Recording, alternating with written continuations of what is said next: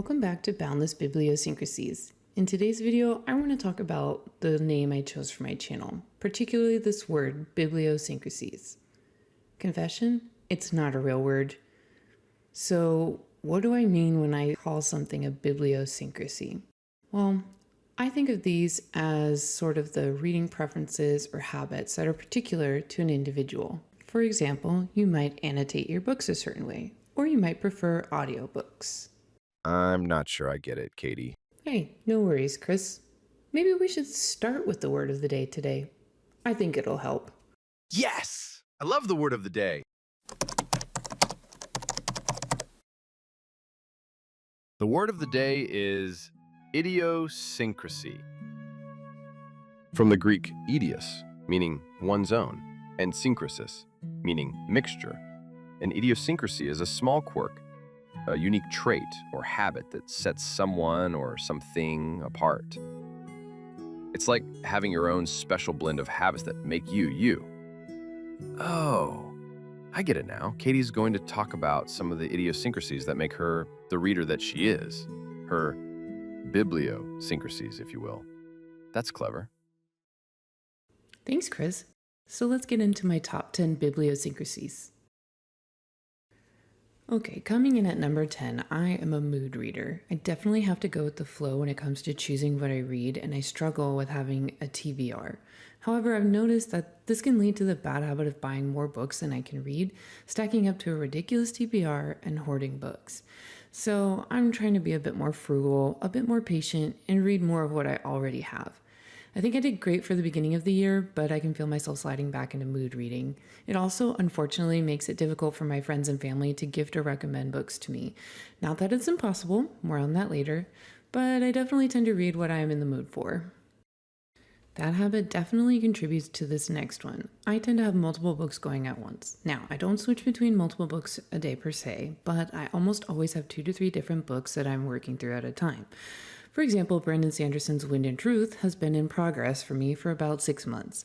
I have a few nonfiction books that I read when the mood strikes me, see number 10, and then I have a main book that I devote most of my time to that I consider my current read. Right now, that's my book club book, The Will of the Many.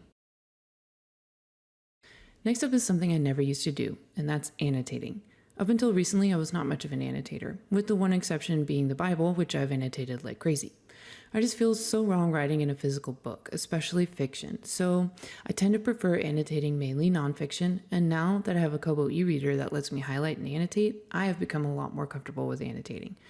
If I know I want to mark up a book, I prefer to get it on my Kobo. I'm still exploring what this looks like for me, so I expect this habit to change a lot this year.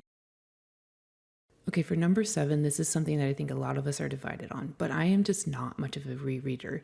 Every few months, I have a reading existential crisis where I freak out about all the books that exist that I want to read and how I can never read them all and how on earth am I supposed to prioritize them and Maybe you've been there. So when I think about rereading a book, I always talk myself out of it in favor of something I've never read before. Ironically, I've collected plenty of books that I intend to read again, but I can't say that I ever have. One exception to this is that I do enjoy listening to the Harry Potter series on audio every fall, because it just gets me in the mood for the season. Anyone who knows me well would say I'm most definitely an introvert, but if you ask me about books, get ready, because I will talk your ear off. When I go to the bookstore, I often think I should get paid commission for the books I recommend to strangers. I just can't help but strike up a conversation, especially if I see someone considering one of my favorite books, authors, or series. And if you want to become my instant best friend, ask me what I'm reading. Next up is something that I started doing while I was in a phase of life in which I couldn't buy many books. I know, right? And that is collecting bookmarks. If you're like me and have trouble not breaking the bank every time you walk into a bookstore, but you also want to browse the bookstore as often as possible, then you should try this. Instead of buying several new books while your extensive TBR sits gathering dust at home, choose a beautiful or fun new bookmark to take home with you. They're cheap, they're useful, and a great way to treat yourself without spending a ton of money. I also have a lot of bookmarks because A, my friends tend to give them to me, and B, I'm usually in the middle of several books at a time. See habit number 9. Something you might find surprising about me is that I don't have a home library. Let me explain. I have plenty of books, don't get me wrong. Even with some serious downsizing, I still have piles of books all over my house. But after our most recent move, let's just say, my husband's books took over the shelves, and I started using my old bookshelf for our son's nursery. Since then, as a new mom, I've been kind of busy, so I never got back to finding a space for my books. I'm currently thinking about what this could look like, but I also feel convicted to downsize some more. After many moves, I realized that I had so many books and they were so cumbersome, and I never went back and reread anything, so it just felt a little wasteful. In the last few years, when we were living with family, I got used to reading a few new books, then taking them to the used bookstore. Then I would get another new book haul. It was a fun rhythm. Another reason I'm considering downsizing is that my husband and I are considering a pretty big move, and it just wouldn't make sense to try to bring that many books with us. I'll keep you updated. As of right now, I'm literally 50-50 on whether or not I want to rebuild my physical library. Okay, this might be a weird one, but I really love reading while walking. And before you ask, no, I don't mean listening to audiobooks, though that is something I love to do from time to time as well. I was the kid with her nose in a book, walking to class from an early age, and it's like a hidden talent that I'm pretty good at walking while reading. Ironic if you know my clumsy self. And I don't know, there's just something about it that I love. I mean, reading and walking are two of my favorite things. Why not pair them together? But I know that this would be mortifying to do in public as an introvert, so I have daydreamed about building a walking path in my backyard so that I could get my steps in peacefully in private while reading a good book. When it comes to book formats, I definitely have some preferences. First of all, to me, physical books will always be the best. I love the tactile experience of reading a physical book, and it is so nostalgic to me that I will never stop reading physical books. That being said, I did just recently buy an e-reader. To be honest, it's Brandon Sanderson's fault.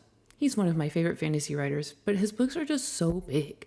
I knew his latest Stormlight Archive book was coming out, and that, as a brand new mom, I would have a lot of time during feeds to read. But I can't hold this tome in one hand, so I got myself an e-reader, and I love it. Like I said before, I got the Kobo Libra color that lets me annotate, so my favorite thing to read on my e-reader is nonfiction.